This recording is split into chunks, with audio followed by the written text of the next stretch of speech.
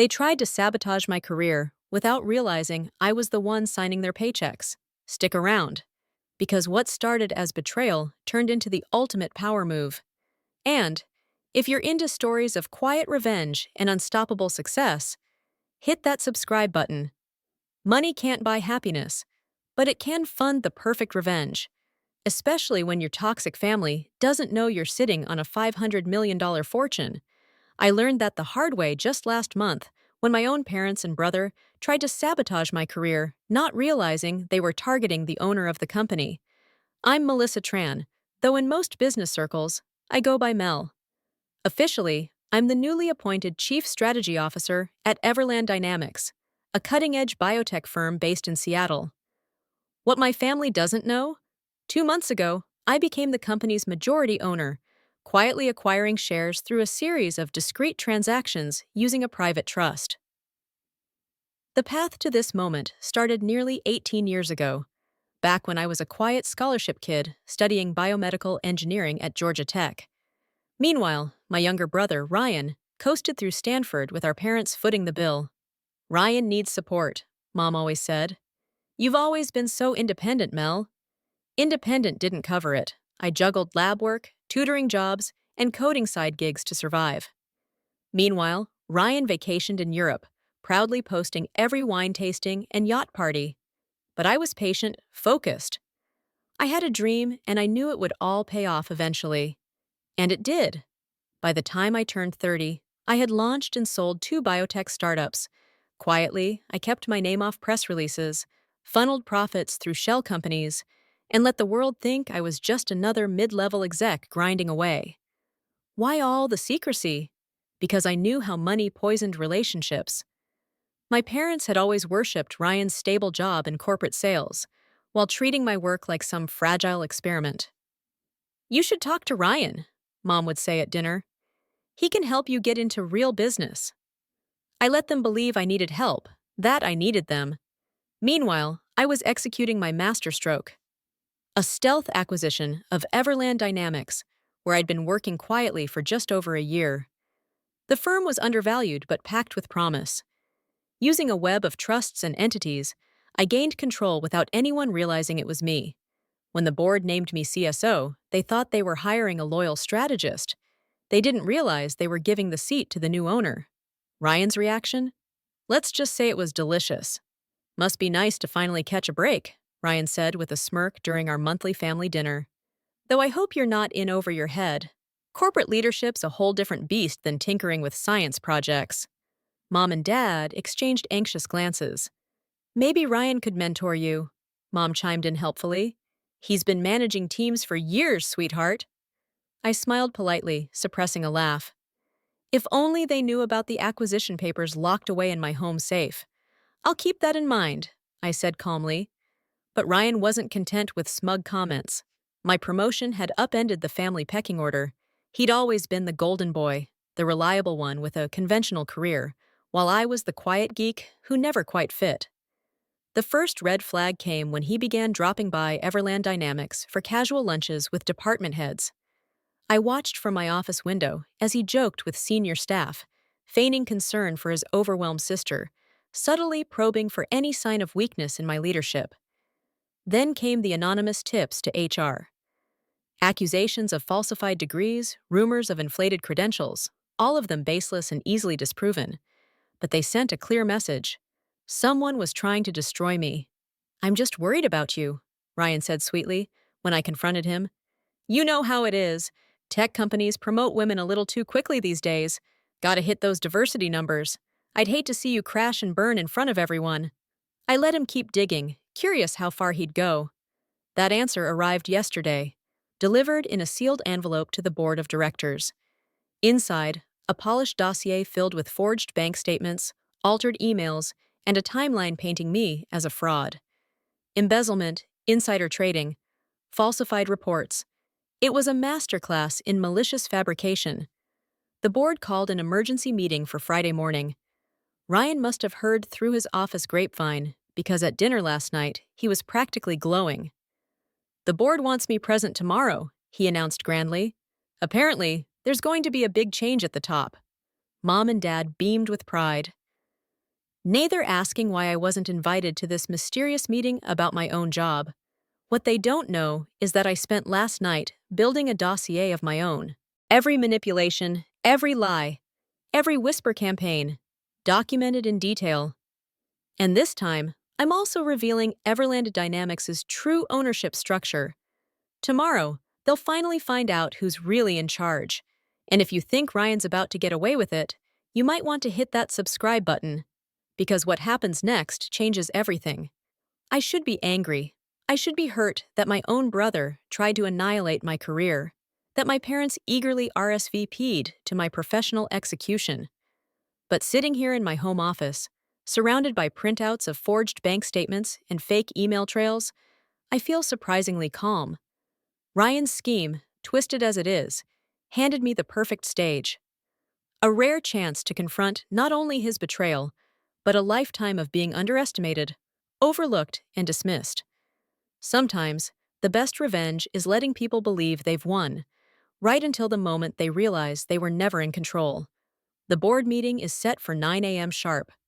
My family will arrive thinking they're about to witness my downfall. Instead, they're about to learn why you never bet against the quiet one in the corner, especially when she owns the table. The pieces are in place, the curtain's about to rise, and for once in my life, I'm actually looking forward to a meeting. I got to Everlyn Dynamics early that Friday, just to catch the show. Right on cue, at 8:45 a.m., Ryan strutted into the lobby in his sharpest suit. Mom and Dad trailed behind, dressed for a victory they didn't earn. "Is the board ready for us?" Ryan asked the front desk, practically humming with anticipation. His expression reminded me of the time he accidentally deleted my science project in 8th grade, the night before it was due. From my office upstairs, I watched them being escorted to the executive conference room. The board followed soon after, somber-faced and tight-lipped, exactly as instructed. Everyone had received my private message the night before. At 9 a.m. on the dot, I pushed back my chair, took a deep breath, and walked down the hall. Time to begin. Marcus Chen, our board chair, was mid-sentence as I entered. "These allegations against Ms. Tran are extremely serious. Sorry I'm late," I said brightly, taking my seat at the table. Ryan's head jerked up, confusion flickering behind his smug grin. "Mel, this is a closed session. You weren't invited," he said sharply, glancing nervously at the directors. I folded my hands calmly. "Actually, I invited myself. It's a bit hard to hold a board meeting without the company's owner." The silence was delicious. Ryan's jaw dropped. Mom blinked rapidly. Dad looked like he'd swallowed a lemon whole. "What are you talking about?" Ryan sputtered. "Everlyn Dynamics is owned by shareholders. It's a public company," Ryan scoffed, clinging to his illusion of control. "Correction," I said, nodding to my assistant Layla, who stepped forward and began distributing folders to everyone seated around the table. Everlyn Dynamics was a public company until 2 months ago, when it was quietly purchased by Tran Strategic Holdings. Would you like to guess who owns that? I watched as realization dawned across the boardroom. Several directors' eyes widened as they flipped through the pages. Some had speculated about the mysterious private trust behind the buyout, but no one knew the identity of the new owner. Until now. "This is insane," Ryan stammered. "You can't afford— You're just a lab geek? Just a coder," I finished for him, smiling. "Yes, you've made that quite clear. Over and over again, in fact." I turned to Layla. "Could you play the recordings, please?" She tapped her tablet, and the room filled with Ryan's voice, dripping with false concern. "Between us, Melissa's not leadership material," he was saying in one clip. "She's brilliant in the lab, sure, but this role? She's going to crash hard." Another recording played. "Have you noticed any irregularities in her department's finances? Might be worth a closer look. Every whisper, every manipulation, every false lead, captured and played back like a perfectly timed symphony." Ryan began to sink into his chair, color draining from his face as the room turned cold. "And then there's this," I said, holding up the envelope he'd sent the board. The same one filled with falsified statements and forged documents. attempted character assassination, fabricated financial misconduct, intentional sabotage of company leadership. Did you really think no one would verify any of this before taking action? I was trying to protect the company, Ryan blurted, his voice cracking. You're not qualified. You've never been the one who succeeds, who wins. You're not the one who deserves to be here, I said quietly. No, Ryan. I'm the one who deserves to expose you for corporate espionage, for manipulating stock perception, for endangering the company's future with lies. Mom's voice finally broke through the silence. Surely you wouldn't ruin your own brother's life. Like he didn't try to ruin mine, I said, turning to her. Like you didn't come here to watch it happen? Dad raised a hand weakly. We were just supporting Ryan. No, I cut in. You were doing what you've always done, assuming he was the one worth betting on. Then I turned back to the board. I apologize for the theatrical nature of this meeting, I said, rising once more to face the board. But I needed everyone here to understand exactly what we're dealing with. Mr. Ryan Tran has committed multiple serious violations in his attempt to sabotage my role at this company. I paused, letting that hang in the air. His actions have not only targeted me, they've exposed Everlyn Dynamics to legal and regulatory risk. Marcus Chen cleared his throat carefully. What would you like us to do, Ms. Tran? I took my seat again, folding my hands on the table. First, I wanted on record that the board has reviewed and dismissed all allegations made against me as categorically false, based on verified documentation and internal review. Second, I request that a formal letter be sent to Ryan's employer, detailing his misconduct, including the audio recordings, fabricated evidence, and attempts at corporate espionage. This behavior should follow him professionally. You can't, Ryan said, his voice cracking. You'll destroy my career. Like you tried to destroy mine, I asked, calm but sharp. The difference is I have real documents, tracing real actions you took, not the forged garbage you sent hoping to frame me. I turned back to the board. Lastly, I want it documented that Ryan Tran and both of our parents are permanently banned from Everlyn Dynamics property. Any attempt to contact staff or interfere with operations will result in immediate legal escalation. Mel, please, Mom cried, mascara streaking down her cheeks. We're family. I let out a short, cold laugh. Family supports each other. Family cheers your wins. Family doesn't fake documents and spread lies just because they can't handle your success. I pulled out one final folder, my ace. This, I said, sliding it across the table, is the acquisition contract for my first biotech company. Sold it for $50 million at age 27. My second, $180 million 2 years later. I glanced at Dad. I could have bought that golf club membership you wanted. Could have paid for every luxury trip you gave to Ryan like trophies. But I didn't. Uh-huh. They stared at the numbers that shattered every narrative they'd clung to. I stayed quiet because I wanted to see who would stand by me when they thought I had nothing. You all failed that test. Ryan had gone pale. You're firing me from my job, he whispered. No, I said softly. Your actions fired you, just like you tried to do to me. The only difference? You actually did what you're being accused of. I stood again, gathering the last of my documents. This board meeting is adjourned, I said clearly. Marcus, please ensure all documentation is formally filed and secured. Then I turned to them. Ryan, Mom, Dad, security will escort you out. Wait, Ryan called out, his voice cracking as I reached the door. Please. I'm sorry. I was jealous. I couldn't handle that you were finally doing better than me. His voice shook. We can fix this, can't we? We're still family. I turned back one last time. Do you know the difference between us, Ryan? He looked up, eyes glossy.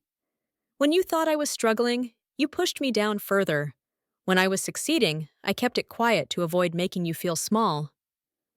I exhaled. That's the difference between real success and whatever game you've been playing. The next few weeks were interesting. Ryan lost his job. His employer wasted no time once they reviewed the evidence of his sabotage.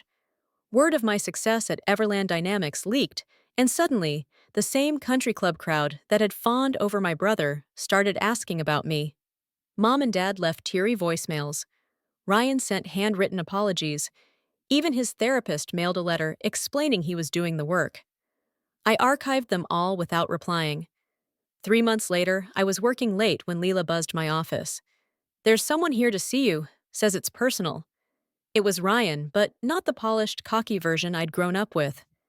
He looked thinner, older, hair shorter, no flashy watch, no tailored blazer, just a plain button-down in a manila envelope. "I'm not staying," he said quickly, raising a hand. "I just need to say something." He stepped forward, placing the envelope on my desk. "This has everything: passwords, contacts, info I dug up while trying to sabotage you. I'm also sending a letter to the board and my former employer, owning everything.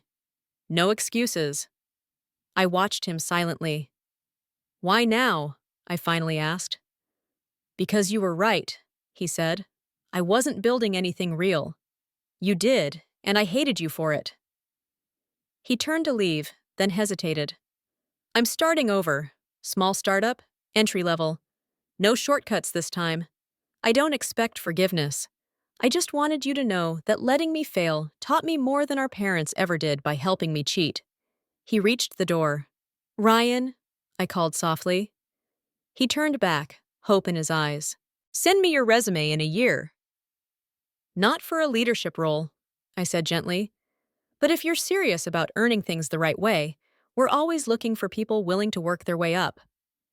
A single tear slipped down Ryan's cheek, but he gave a small nod, collected himself, and left without another word. 6 months later. Everlyn Dynamics has surpassed even my most optimistic projections. We're developing life-changing biotech solutions, expanding rapidly, and creating hundreds of new jobs across the Pacific Northwest. Something real, something lasting. Mom and Dad still send the occasional message, usually when they need something or want to name-drop their CEO daughter at a dinner party. I keep contact polite but distant. The approval I used to crave so badly? I don't need it anymore. The corner office they said I'd never earn has a perfect view of the Seattle skyline. Some nights I sit by the window, watching the sun dip behind the mountains, thinking about family, ambition, and the strange power of being underestimated. Last week I got a holiday card from Ryan. No guilt, no request, just a quiet note. "You succeeded not because of us, but despite us. I'm learning to do the same." Maybe that's the real revenge. Quiet, earned, undeniable. Thank you for listening to my story, for seeing me when so many people I loved couldn't. Now, I'd love to hear from you. Leave a comment. Tell me what you would have done in my shoes. Would you have stayed silent? Fought back sooner? Or maybe you've lived through something similar? Been the quiet one? The underestimated one? The one who had to build from the shadows while others took the spotlight? I want this space to be more than a story. Let it be a reminder that you don't need loud applause to validate your worth. Sometimes your quiet resilience is your loudest strength. And if you're on your own journey right now, working late nights, being overlooked, underestimated, keep going, keep building. Let your success speak louder than your pain. Support me by liking, sharing, and subscribing, not just for the next chapter of my story, but for yours too. Because if I've learned anything, it's this. Success isn't about proving people wrong. It's about proving to yourself that you were always right to believe. So, what's your story? I'm listening.